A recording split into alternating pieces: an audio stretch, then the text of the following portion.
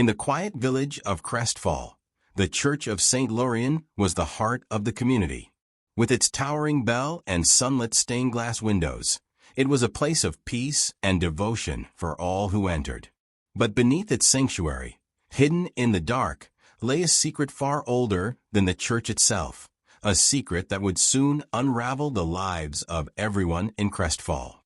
It began with Father Eliza, the church's aging priest. One stormy evening, as rain lashed against the church walls, a thunderclap struck the bell tower, shaking the entire building. In the aftermath, a section of the sanctuary's floor cracked open, revealing a narrow staircase descending into darkness. Curiosity overcame fear, and Father Elias ventured down the steps with a flickering lantern. What he found was beyond anything he had ever imagined. Beneath the church lay a cavernous chamber, its air heavy with a metallic scent. In the center stood an altar made of black stone, etched with glowing symbols that pulsed like a heartbeat. The altar seemed alive, humming with an energy that made the hairs on his neck stand on end. Elias felt an irresistible pull toward the altar. As he laid a trembling hand on its surface, a surge of power coursed through him. His old, frail body felt renewed, his eyesight sharpened, and his mind flooded with clarity.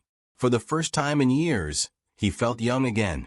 But with the power came a faint whisper, a voice, low and insistent, promising more if he would only listen. News of the altar spread quickly after Elias confided in a few trusted parishioners. At first, the villagers were skeptical. But when Elias demonstrated his newfound strength, healing a child's broken arm with a mere touch, the skepticism turned to awe.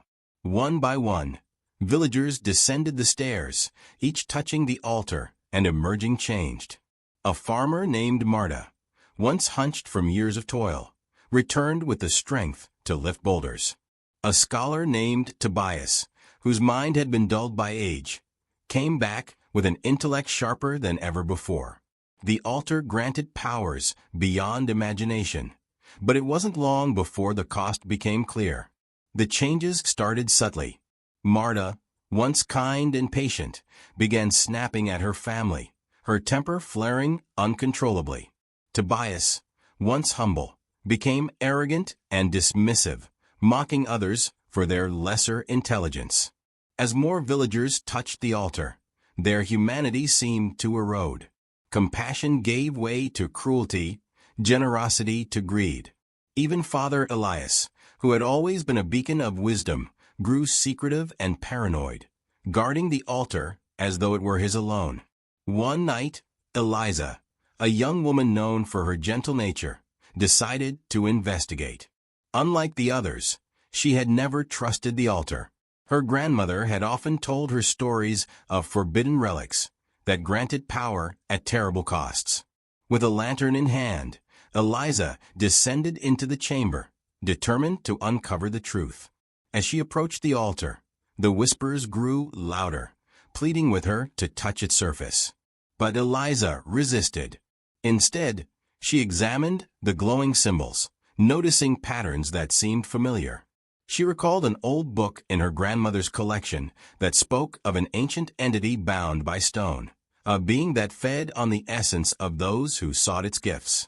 Eliza returned to the surface and gathered the few villagers who had resisted the altar's allure. Together, they confronted Father Elias, demanding answers. But the priest, now a shadow of his former self, refused to listen. His once warm eyes were cold and unfeeling as he declared the altar a blessing from the divine, a gift meant to elevate humanity. Realizing they could not reason with him, Eliza and her allies made a bold decision. They would destroy the altar no matter the cost. Armed with tools and the knowledge Eliza had gleaned from her grandmother's book, they descended into the chamber under the cover of night. The moment they struck the altar, the chamber erupted in chaos.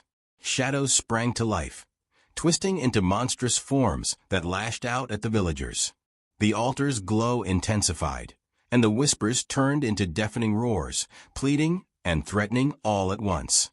Eliza, clutching a relic her grandmother had left her, a small, carved amulet said to ward off evil, pressed it against the altar. The glow dimmed, and the shadows shrieked in agony before dissolving into nothingness. With one final effort, Eliza and her allies shattered the altar, its pieces crumbling into lifeless black dust. The destruction of the altar came at a cost. Those who had touched it and gained its powers were left weakened, their bodies frail and minds clouded. Father Elias, in his final moments, apologized for his folly, asking for forgiveness before passing away. The village of Crestfall was forever changed. The church was repaired, but the chamber beneath remained sealed, its secrets buried.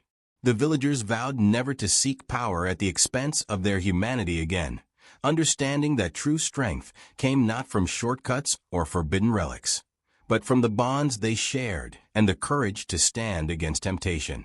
As for Eliza, she became a symbol of hope and resilience, a reminder that even in the face of darkness, light could prevail. The story of the hidden altar was passed down for generations, a cautionary tale of the price of unchecked ambition and the enduring power of the human spirit. Thank you for watching. Subscribe for more interesting stories.